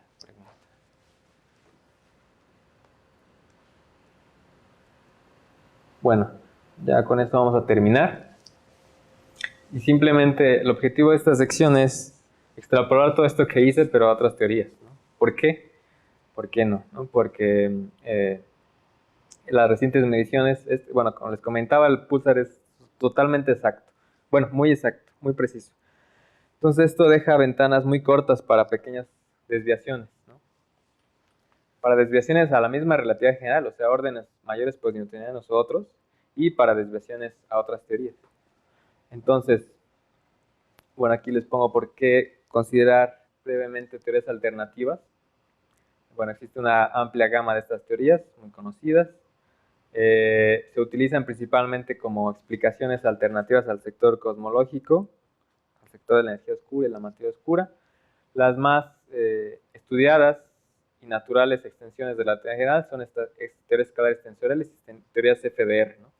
Escalares tensoriales es una generalización de Brans-Dicke para un campo escalar arbitrario, acoplado nómicamente a la curvatura, y las teorías FDR son funciones arbitrarias del escalar de Ricci. Son teorías bien puestas en el sentido de Cauchy, también se reducen a relatividad general en los límites que se deben de reducir, por lo tanto, están en acuerdo con las observaciones. ¿Por qué teorías escalares tensoriales sería más natural? Porque son las más inmediatas, ¿no? Tienes un R, tienes la acción de Einstein-Hilbert, la primera cosa que le puede hacer es sumarle un campo escalar, ¿no? Como materia. La siguiente cosa sería acoplar el campo escalar con la curvatura, ¿no? En ese sentido natural de qué es lo inmediato, ¿no? Te lo voy a decir en un sentido de cuentas. Tú quisieras hacer algo gravitacional, entonces pones la R del espacio de curvatura y haces las cuentas y te da la ecuación de Einstein. Si le pusieras un R cuadrado, ya en términos de las parciales, de la métrica y sí, es un pedote así de orden. Pero ese es como FDR, ¿no? Sí, ese es FDR, claro, pero ¿por qué harías lo anterior? Porque acoplan un solo campo escalar, pero al mismo R. Entonces, como si las ecuaciones de Einstein le estuvieras agregando una. No cuando le agregas el R cuadrado le estás aumentando el orden. Sí. O sea, en el sentido de cuentas es así. Nomás le estás modificando, pero por una sola ecuación.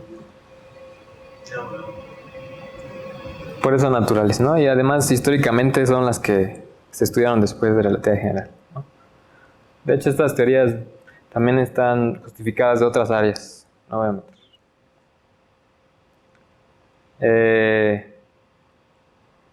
Bueno, estas teorías extra, naturalmente por tener grados de libertad extra, en este caso el campo escalar o cualquier FDR igual tiene grados de libertad extra, predicen relación monopolar y dipolar. Bueno, al menos esto es lo que la literatura dice, que hay relación monopolar y dipolar. Bueno, y lo que les decía de las polarizaciones, que también hay polarizaciones extra, y hay un fenómeno que se está estudiando mucho ahorita que se llama escalarización espontánea. Es un fenómeno no perturbativo que se cree que sucede en estrellas de neutrones fuertemente, con campo fuertemente binding, fuertemente ¿cómo se dice? Acopladas, no sé. Pero bueno, es una especie de cambio de fase en donde surge de manera espontánea una configuración no trivial de un campo escalar, y esto podría ser una causa física de que exista un modo escalar, ¿no? Entonces, hay varias grupos trabajando en esto de la escalarización espontánea. Oye, yo tengo una pregunta. Ajá. Si esas teorías predicen la radiación monopolar, la veríamos del Sol. Entonces eso debe constreñir estas teorías muy cabrón. ¿Cómo que las veríamos del Sol? Entonces, en primera aproximación, el Sol es una cosa esférica que solo rota, entonces solo está descrita por la masa del spin, o sea, Pero entonces no radia, ¿no? O sea, según relatividad general no radia, entonces no podemos medirle las ondas gravitacionales al Sol. Pero si estas cosas tienen radiación monopolar, ¿por qué no? En cierta manera, la radiación monopolar no está asociada a los escalares. En la teoría de escalares tensoriales no está asociado al escalar de Ricci o a la curvatura misma, sino al modo escalar, ¿no? Entonces, a una configuración del modo escalar. No está relacionada con la curvatura misma. No importa, pero de todas maneras te permite radiación de este campo en una configuración esféricamente simétrica. Exactamente, sí, exactamente. En principio, no diría que no. Que no lo había pensado, pero sí.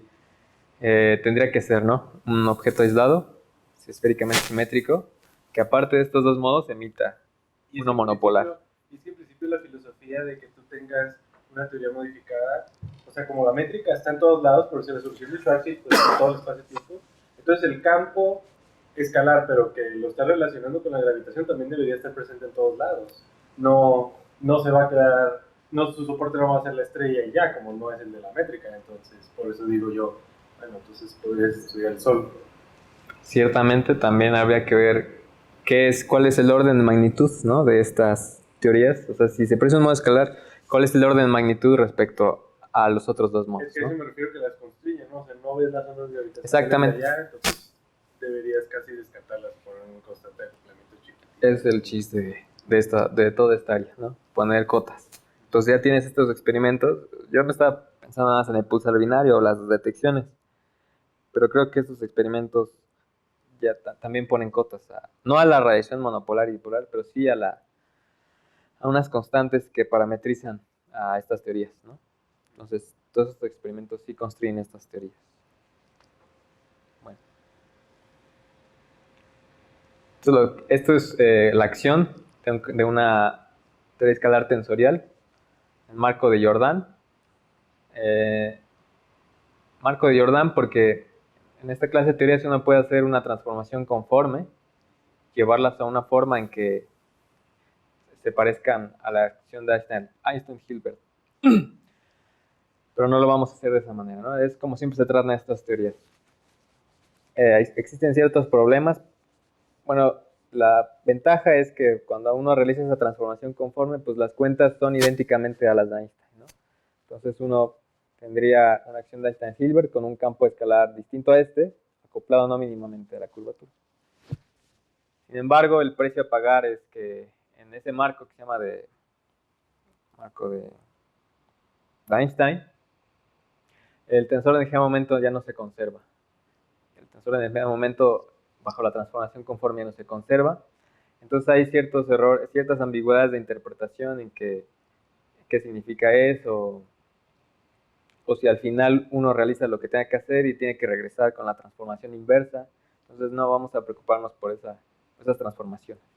Entonces lo que nos quedamos en el marco de Jordan, que es el marco donde si bien las cuentas son más largas, pero son más claras, ¿no? Porque el tensor de energía de momento se conserva, el tradicional de la materia, que no depende del campo escalar. Que se conserva implica que las geodésicas que siguen las partículas de prueba pues son las debidas solamente a la métrica, ¿no?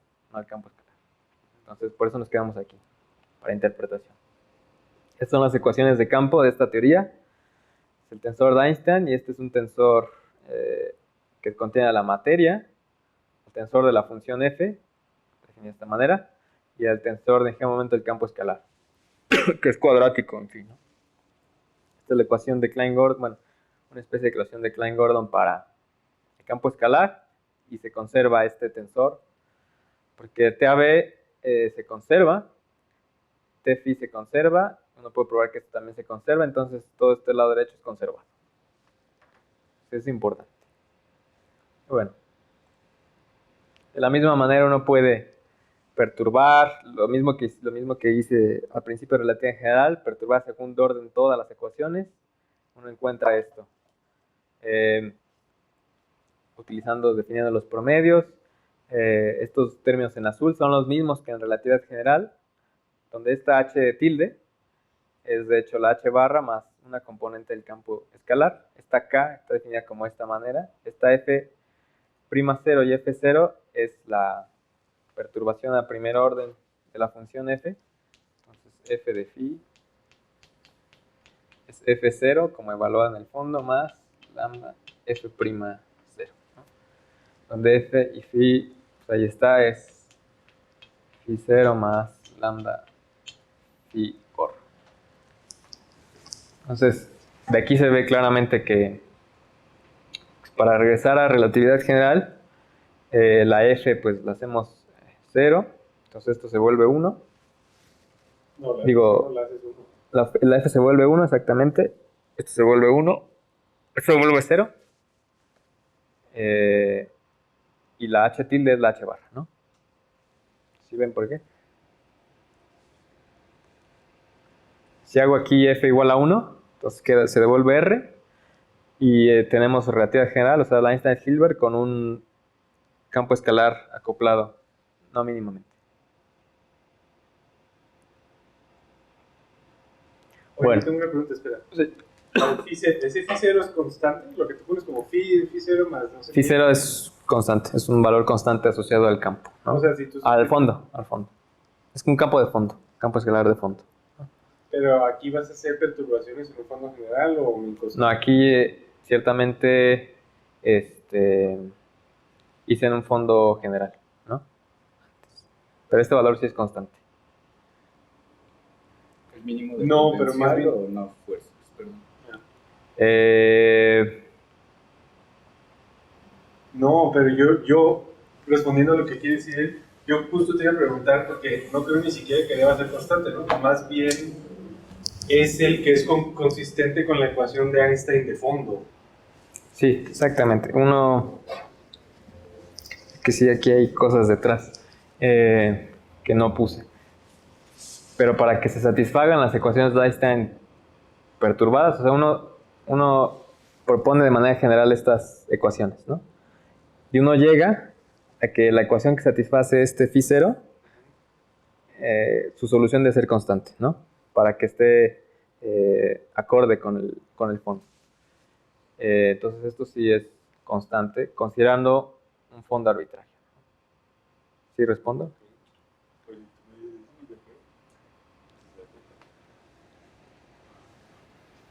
Y el mínimo del potencial, creo que sí tiene que ver con eso. No estoy seguro.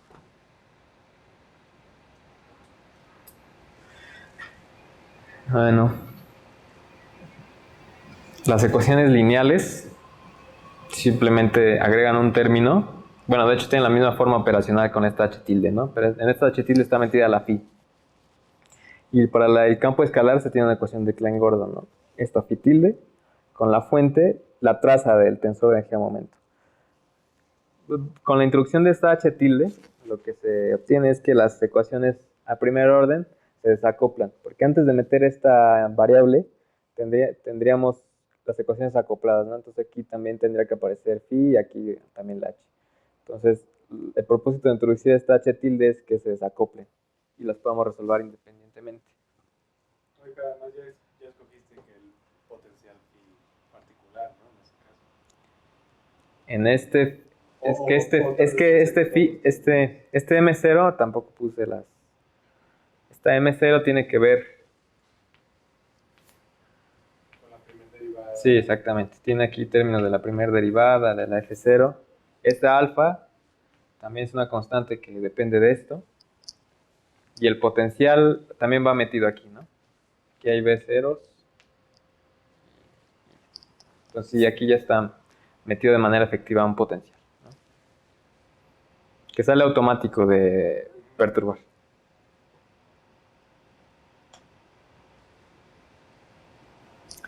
Bueno,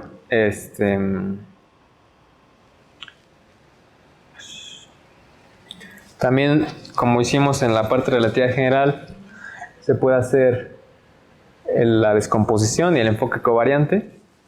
En la descomposición uno puede otra vez encontrar una combinación lineal. Estos potenciales son como correcciones a los de relatividad general, ¿no? Aquí tenemos el de relatividad general, las correcciones debidas a este campo escalar. Las ecuaciones completas, es decir, estas de acá, ¿no? Aquí no he escogido la norma ni nada. Toman esta forma, ¿no? La parte sin traza y transversa sigue siendo radiativa. Y la parte del campo escalar satisface una ecuación de Klein-Gordon.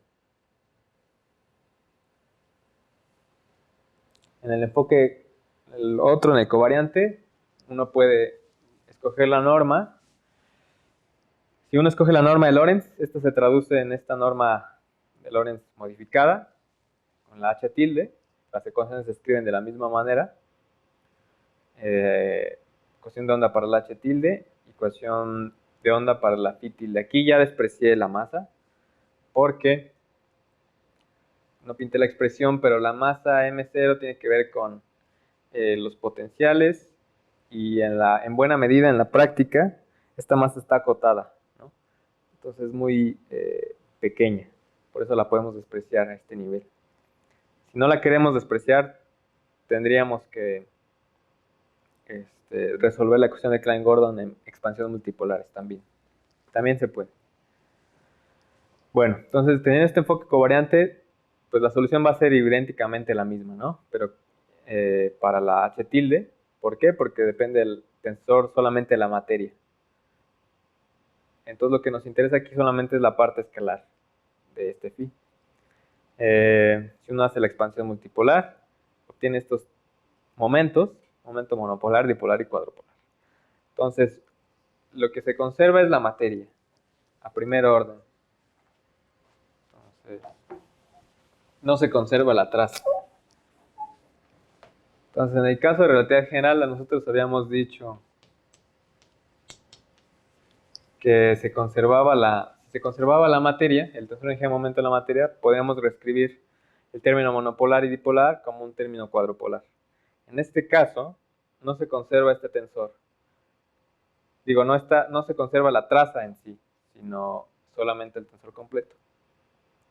Sin embargo, uno esperaría que con esto, que no se conserva la traza directamente, pues estos términos ya queden así, ¿no?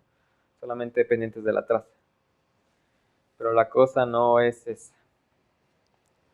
Aunque se conserve esto, se puede probar que sí se pueden reescribir estos términos monopolares y dipolares como términos proporcionales a las segundas derivadas del momento cuadrupolar, ¿no? Entonces, aquí hay una pequeña sorpresa, porque de alguna manera la característica más importante de estas teorías desaparece, o bueno, no se nota a nivel lineal. Entonces, si el campo escalar ya no tiene un término cuadrupolar, digo monopolar y dipolar, simplemente es un término proporcional a las ondas gravitacionales de relatividad general. No hay ninguna distinción entre estas dos teorías a nivel lineal.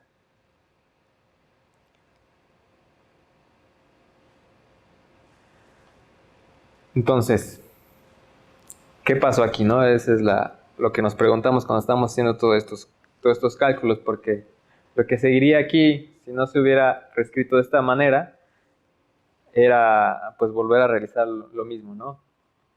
Ver cómo funciona, ver cómo la traza contribuye a la potencia radiada, a todas estas variables, y ver qué correcciones son las que corresponden solamente al modo escalar.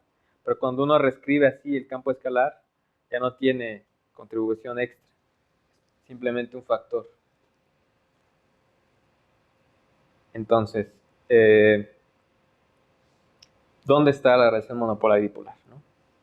Si uno regresa a la literatura, en donde estos papers donde hablan acerca de este tipo de radiación, uno se encuentra diversas hipótesis extra que tienen que hacer al momento de considerar este tipo de radiación.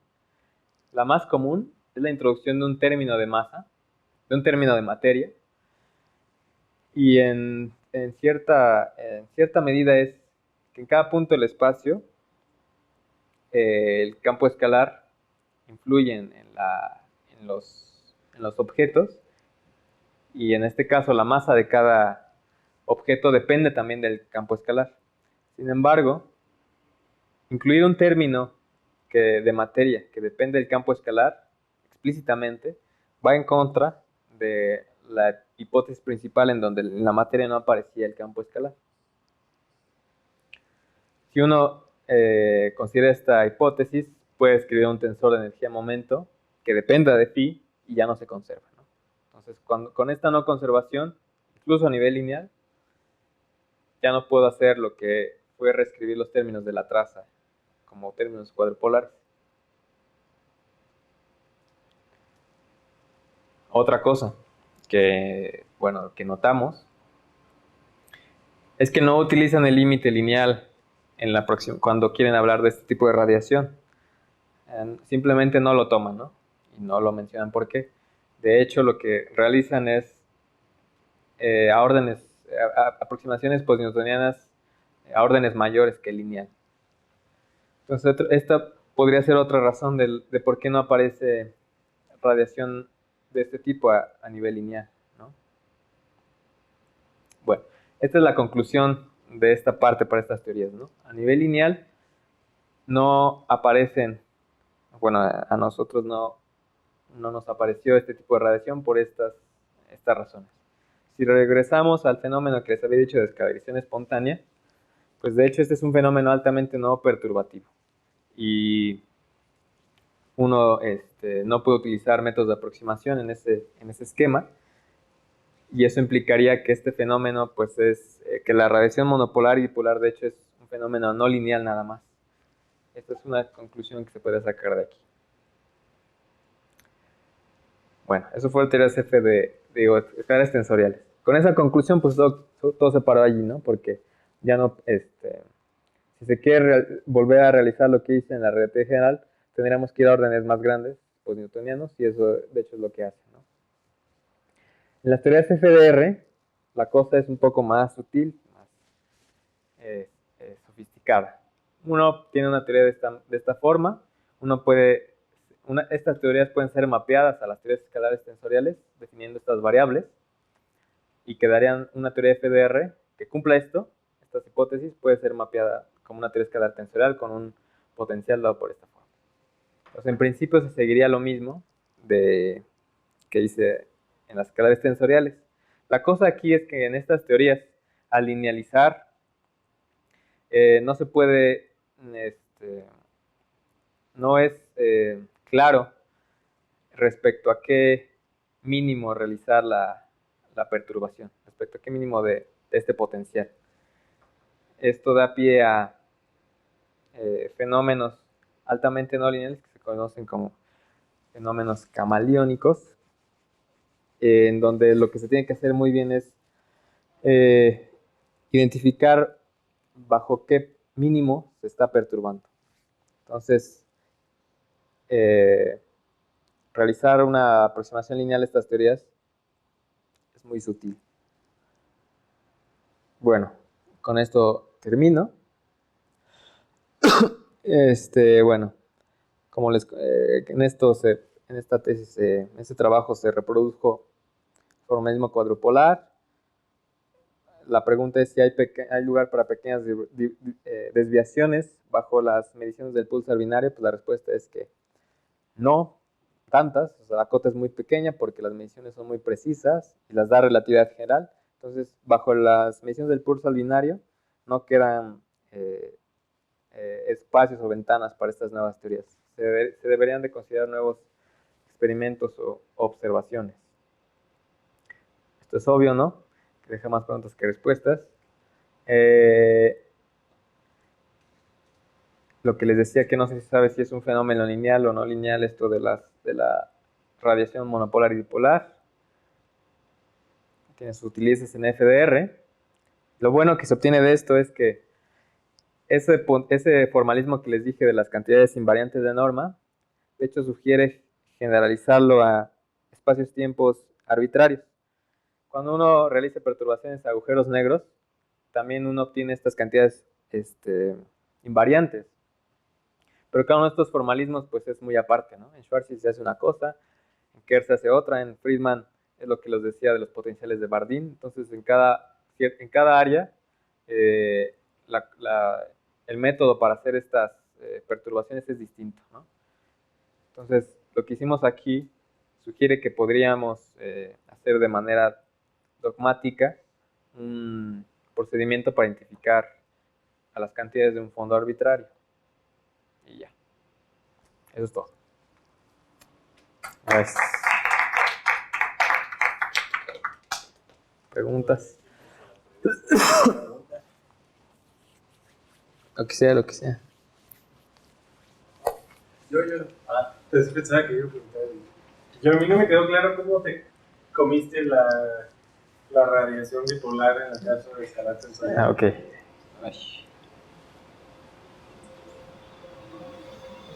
Entonces uno tenía estos momentos, ¿no? Ajá. El momento monopolar, la traza. Momento dipolar, la traza. Bla, bla. La traza de tensor en qué momento. Ajá. En Minkowski, ¿no?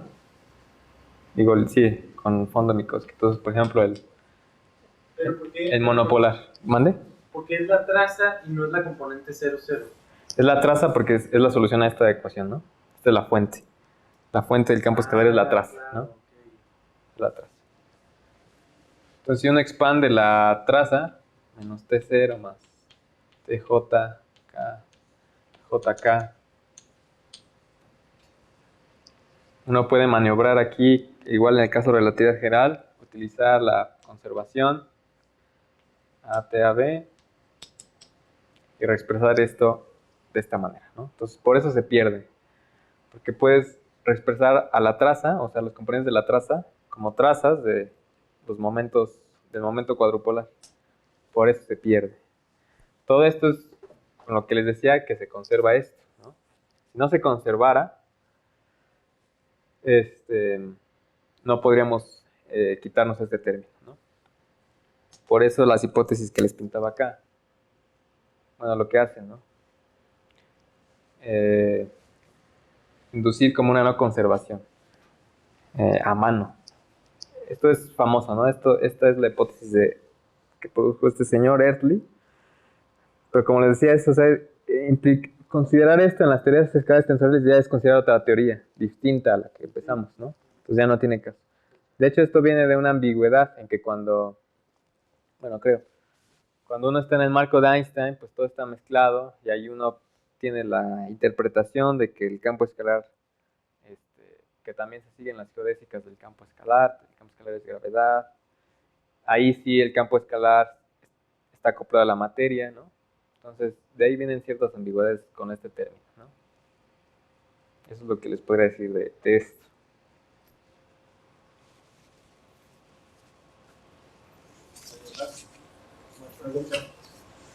Yo tengo duda en la parte de los PDR.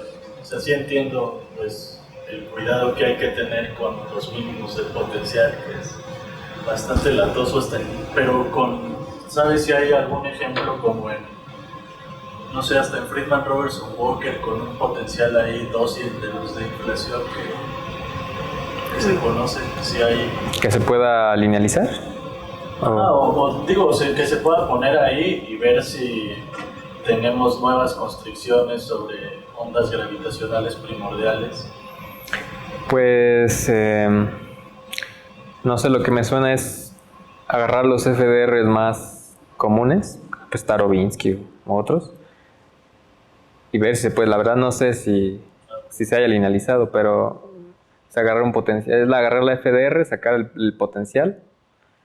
De hecho es lo que se hace, ¿no? Cuando hacen esto de inflación con FDR, pues mapean la FDR a una potencial de inflación y ven cómo es la forma, ¿no?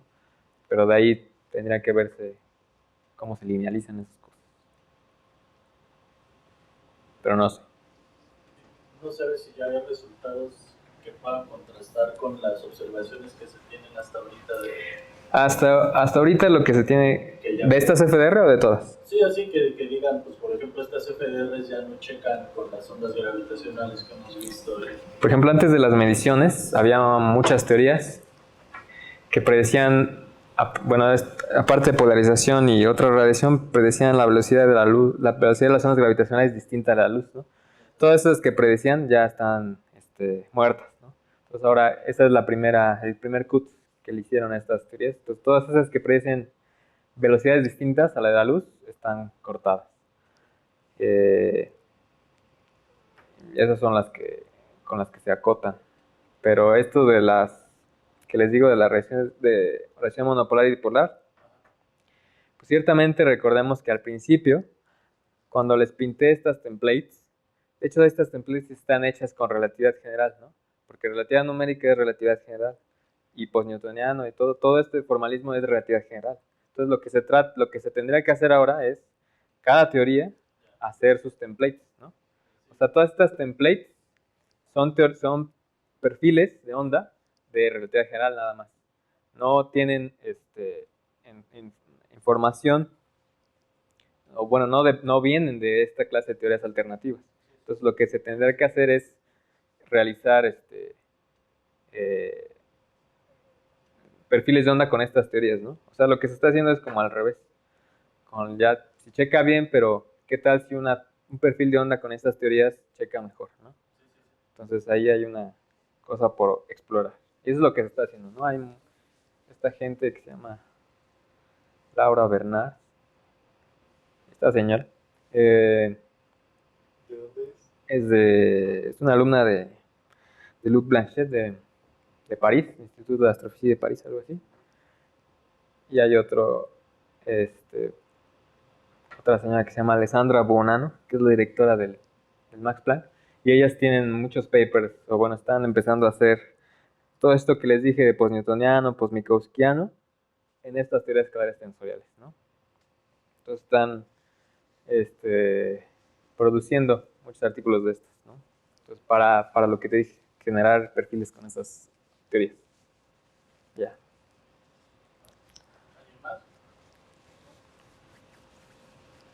¿No?